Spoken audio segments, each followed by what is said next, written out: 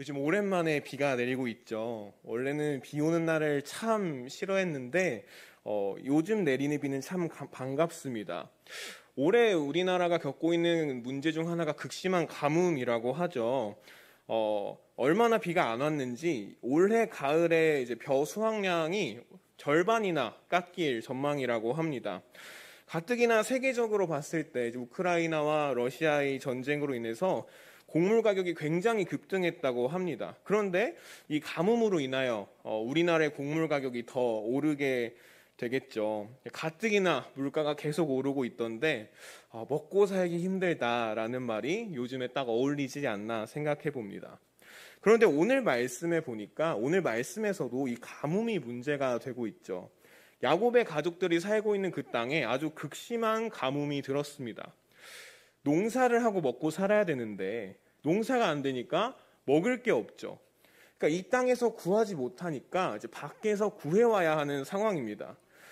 야곱이 소문을 잘 들어보니까 저기 저 이집트에 가면 먹을 것이 많더라, 거기서 먹을 것을 살 수 있더라, 이런 소문을 듣게 됩니다. 그래서 야곱이 아들들을 이제 이집트로 보내죠. 이제 아들들이 짐을 꾸려서 이집트로 식량을 구하러 길을 떠납니다. 그래서 이제 가서 곡식을 사려고 하는데 느닷없이 그 이집트의 총리가 의심을 하는 거예요. 너희는 곡식을 사러 온 게 아니라 스파이야. 너희는 다른 나라의 첩자야. 사실대로 말해라. 갑자기 추궁을 하기 시작합니다. 아니, 배고파서 밥 사러 온 사람들한테 스파이라고 추궁을 하니까 너무나 억울하죠. 그래서 아들들이 막 하소연을 합니다. 아니, 저희는 그게 아니고요. 저희는 이제 야곱이라는 분의 아들들인데요. 집에 이제 동생도 하나 두고 오고 지금 배고파서 빨리 가야 됩니다. 저희 스파이 아니니까 의심하지 마시고 먹을 것 좀 주세요. 그런데 총리가 그렇게 말하는 거예요. 그래? 너희가 정말 스파이가 아니라면 그 집에 두고 왔다는 막내 동생을 데려와봐. 그러면 내가 믿을게. 그리고 나서 그 형제 중에 시므온을 볼모로 사로잡아 버립니다. 식량도 살 수가 없는 상황이죠. 또 형제 중 한 명이 붙잡혀버리고 말았죠. 야곱의 아들들은 어쩔 수 없이 그 막내 동생 베냐민을 데리러 다시 집으로 향하게 됩니다. 돌아온 아들들로부터 이 이야기를 들은 야곱의 마음은 어땠을까요? 야곱은요, 이미 요셉이라는 아들을 잃은 경험이 있습니다. 근데 그 요셉이 어떤 아들이었죠? 그가 너무나도 사랑했던 그 아내 라헬의 아들이었죠. 근데 그 라헬은 이제 세상을 떠나서 볼 수가 없습니다. 그 사랑하는 아내의 흔적을 담았던 그 아들 요셉을 잃은 것도 너무나 지금도 마음의 상처로 남아있는데 이제 라헬이 낳은 마지막 아들, 또 다른 아들인 베냐민마저 잃을 위기에 처하게 된 것입니다. 너무나 소중하게 여겨서 혹시나 이런 일이 생길까 봐 이집트로 보내지 않고 곁에 꼭 붙잡아 놨던 야곱이었는데 정말 날벼락 같은 일이 아닐 수가 없습니다. 이때 야곱이 느꼈던 그 슬픔이 얼마나 컸는지 정말로 베냐민을 잃게 된다면 나는 죽어버릴 거다, 그렇게 말하기까지 합니다. 그런데 야곱의 마음이 이렇게 무너지고 슬픈데도 불구하고 지금 상황이 베냐민을 보낼 수밖에 없습니다. 왜냐하면 이 지독한 기근 속에서 야곱의 가족들이 살 수 있는 방법이 그것밖에 없기 때문이죠. 이 절망적인 상황에서 야곱은 포기하고 맙니다. 이렇게 말하죠. 내가 자식을 잃게 되면 이르리로다. 지난달의 강수량을 살펴보니까요, 작년에 6% 정도라고 합니다. 정말 극심한 가뭄인 거죠. 비가 오지 않으니까 땅이 메말라 갑니다. 생기를 잃고 쩍쩍 갈라지게 되죠. 그런데 우리의 삶도 그렇습니다. 만약에 다음 달에 우리에게 주어지는 행복이 이번 달에 6% 정도만 주어진다고 한번 생각을 해볼까요? 여러분 지금 행복하십니까? 이 질문에 아무도 쉽게 대답을 못합니다. 우리는 지금 행복한지 잘 모르겠어요. 행복하지 않을 수도 있습니다. 그런데 지금의 6%만 행복하다면 생각만 해도 우울하죠. 그렇게 우울한 날들이 한 달 내내 계속된다면 어떨까요?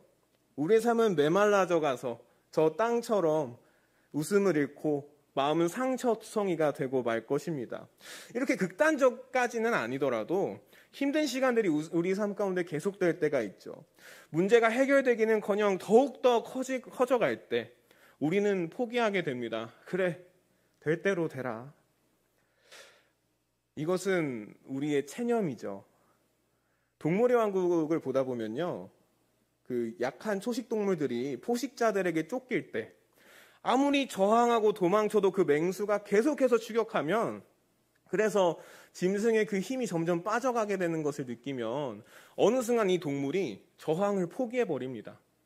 다시 말하면 자신의 삶을 포기해버리는 거죠. 그냥 들어누워서 그래, 잡아먹어라 하고 물어뜯어도 가만히 축 늘어져 있는 것을 볼 수가 있습니다. 그런데 우리가 우리 스스로에게 그렇게 할 때가 있죠. 그 문제가 우리를 잡아먹도록 우리 자신을 포기하고 맙니다. 그런데 문제는 우리의 삶이라는 것은 게임이나 영화 촬영, 드라마 속 이야기처럼 다시 시작되지가 않는다는 것입니다. 우리 삶에서 포기란 곧 끝을 의미하게 되죠. 다시 말씀을 살펴보겠습니다. 야곱은 지금 아주 절망적인 상황 앞에서 그의 소망을 포기하고 말았습니다. 그런데 말씀을 다시 보면요, 동시에 소망하고 있죠. 전능하신 하나님께서 그 사람 앞에서 너희에게 은혜를 베푸사 그 사람으로 너희 다른 형제와 베냐민을 돌려보내게 하시기를 원하노라. 야곱이 지금 바라보고 있는 하나님이 어떤 분이십니까? 전능한 하나님이십니다. 하나님은 야곱의 할아버지 아브라함에게 자신을 나타내시면서 이렇게 말씀하셨죠. 나는 전능한 하나님이라. 그리고 자녀가 없던 아브라함 부부에게 아들을 주겠다고 말씀하셨습니다. 그런데요, 그때가 아브라함이 99살이었고 그의 아내 사레는 90살로 이미 월경이 그친 상태였습니다. 그들은 상식적으로 또 과학적으로 자식을 가질 수 있는 상태가 아니었어요. 이 이야기가 그 당사자들한테도 얼마나 허무맹랑하게 들렸던지 아브라함과 사레조차 하나님의 말씀을 듣고 웃어버릴 수밖에 없었습니다. 그 정도로 이 하나님의 말씀은 너무나도 허무맹랑하게 들리는 것이었죠. 그런데 하나님은 말씀하신 대로 이루셨습니다. 그들은 정말로 아들 이삭을 낳았습니다. 그렇게 하나님은 자신의 전능함을 나타내셨죠. 야곱은 바로 그 하나님을 바라본 것입니다. 하나님은 그분을 향한 야곱의 소망에 응답하십니다. 그런데 야곱의 기대보다 더욱 크게 응답하시죠. 야곱이 기대했던 것은 무엇이었습니까? 이집트에 억류된 시므온과 또 이제 보낼 베냐민이 무사히 돌아오게 되는 것이었죠. 그리고 당장 먹을 식량을 기대했습니다. 그런데 결과적으로 야곱은 그 두 아들뿐만 아니라 자기가 잃어버렸다고 생각했던 이집트에 두고 온 또 다른 아들 요셉까지 되찾게 됩니다.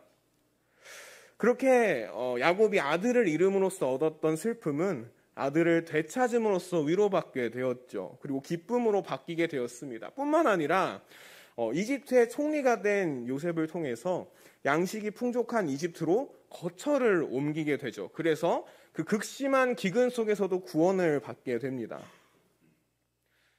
칠레의 아타카마 사막이라는 곳이 세계에서 가장 건조한 곳으로 꼽힌다고 합니다. 얼마나 건조한지 달 표면과 비교되기도 하고요. 또 이 화성을 연구하는 과학자들에게는 그 연구 표본이 된다고 합니다. 그 정도로 생명이 싹트는 것이 불가능한 환경이 바로 이 아타카마 사막입니다. 그런데 이 사막에 수년에 한 번 어쩌다가 굉장한 폭우가 쏟아질 때가 있다고 합니다. 지난 2015년에는 12시간 동안 약 7년치의 폭우가 이 사막에 쏟아졌는데요. 그러고 나서 놀라운 일이 벌어졌습니다. 그 비를 통해서 메마른 사막에 꽃들이 활짝 피어나게 된 것입니다. 생명을 기대할 수 없는 그곳에서 꽃밭이 펼쳐지게 된 것이죠. 아무도 기대하지 않았습니다. 아니, 기대할 수가 없었습니다. 그런데 그 기적과도 같은 일이 일어나는 것입니다. 하나님이 전능하신 분이라면 이런 불가능해 보이는 일을 우리 삶 가운데서도 일어나게 하실 수 있으십니다. 아무리 우리가 생기를 잃고 마음이 너덜너덜해졌더라도, 우리가 살아날 소망이 없어서 포기할 지경에 이르렀더라도 전능한 하나님께서 우리와 함께 하신다면 또 하나님께서 원하신다면 하나님의 뜻은 우리 삶에 반드시 펼쳐지게 됩니다. 최근 뉴스를 보니까요, 호주에서 한 남성이 캥거루와 맞서 싸우는 영상이 화제가 되었습니다. 이 캥거루는요, 동부회색 캥거루라고 불리는데 캥거루 중에 무게가 가장 많이 나가는 종이라고 해요. 그런데 남자가 이 캥거루에게 겁도 없이 뛰어들어서 싸움을 건 것입니다. 그것도 아주 치열하게 뒤엉켜가며 싸우고 있죠. 왜 남자는 이 캥거루와 갑자기 싸우게 되었을까요? 기자가 취재해보니까 이 캥거루가 이 남성이 기르는 개를 공격하고 있었다고 합니다. 남성이 이거를 보고 고민도 안 하고 차에서 내려서 그 캥거루에게 달려들어서 개를 구해낸 것이죠. 2016년에도 비슷하게 캥거루에게 붙잡힌 자기의 개를 보고 차에서 뛰어내려 캥거루에게 아주 강한 펀치를 날린 사람이 있었습니다. 이렇게 주인의 그 뛰어든 용기를 통해서, 주인의 그 희생을 통해서 붙잡혔던 개는 주인으로 인해서 되살아나게 됩니다. 하나님은 우리의 구원자이시다, 우리가 그렇게 고백하죠. 그리고 동시에 하나님은 우리의 아버지이십니다. 주인이 자기 개를 위해서도 이렇게 위험 속으로 기꺼이 뛰어드는데 자녀가 위험에 빠졌을 때 아버지는 어떻게 하실까요? 아버지 그 마음은 어떻겠고 얼마나 더 과감하게 뛰어드실까요? 때때로 우리의 삶 가운데 전혀 기대할 수 없는 상황이 찾아옵니다. 그럴 때는 우리는 슬픔에 잠겨서 포기해버리고 말죠. 그런데 오늘 말씀에서는요, 아이러니하게도 그렇기 때문에 우리가 소망할 수 있다, 그렇게 말씀하고 있습니다. 우리와 함께 하시는 분이 바로 전능하신 하나님이시기 때문입니다. 전능하신 하나님은 우리의 생각을 아득하게 뛰어넘어서 일하십니다. 하나님의 일은요, 결국 모든 것이 합력하여 선을 이루게 되어 있습니다. 전능하신 하나님께는 불가능이란 없습니다. 다만 하나님의 큰 계획이 있을 뿐이고 또 그에게 성취만이, 그 계획이 이루어지는 일만이 남아있을 뿐입니다. 우리가 볼 때는, 이 작은 시선으로 볼 때는 상실이고 아픔일 수 있지만 우리의 그 아픔을, 상실을 하나님의 시선으로 가져갔을 때 어쩌면 그 일은 한 과정, 하나님의 그 계획을 향한 한 과정에 지나지 않게 될지도 모릅니다. 사랑하는 여러분, 그러므로 오늘 말씀 속이 야곱처럼 전능하신 하나님께 소망을 두십시오. 하나님은 우리의 기대보다 더 놀랍게 응답하시는 분이십니다. 우리를 향한 그분의 놀라운 뜻을 이루십니다. 포기할 수밖에 없는 상황에 우리의 소망이 되어주십니다.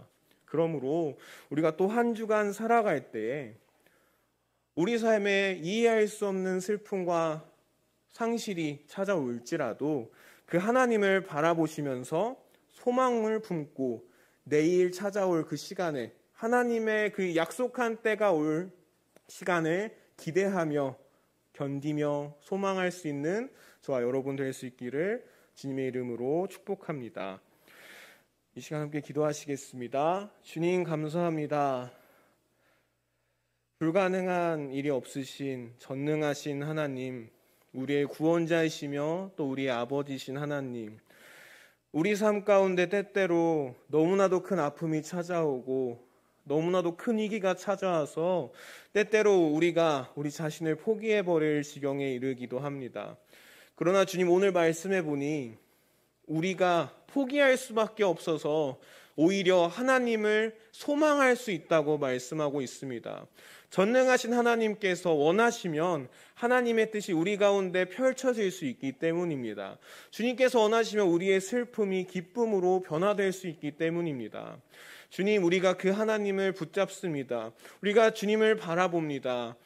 우리가 또 한 주간 살아갈 때에 우리가 가지고 있는 그 아픔과 상실과 모든 문제들을 주님 앞에 내려놓으면서 그 문제들을 이루어 가시고 헤쳐나가시고 해결해 가실 그 주님을 기대하면서 오늘 우리에게 주신 이 하루하루를 충실하게 살아내며 주님과 날마다 동행함으로 결국 주님께서 예비하신 그 때에 이를 수 있는 우리가 될 수 있도록 주님 함께하여 주시옵소서.